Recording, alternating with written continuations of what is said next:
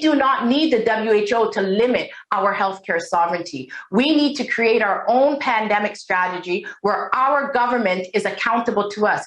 Canada is a sovereign nation. It should maintain control of its healthcare system, including its pandemic response and planning. We need to increase the capacity of hospitals to deal with the pandemic. We need to make sure that we have pandemic funding that will relieve some of the burden that was put on the healthcare system. When we look at lockdowns, lockdowns are an indication of a broken healthcare system. We need to make sure that we create beds, that we can better respond to pandemics, and we do not need an international organization like the WHO to tell us how to do that. And certainly, I am not trying to take away from the points that you make there. I think many Canadians listening would agree with you that this country needs to take a very close look at the way in which it handled the pandemic, the way in which it might handle a future pandemic.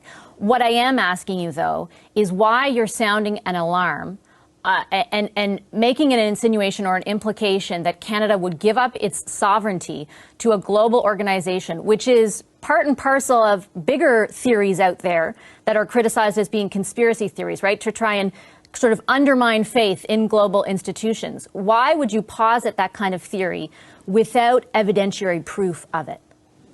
Because that is a fact.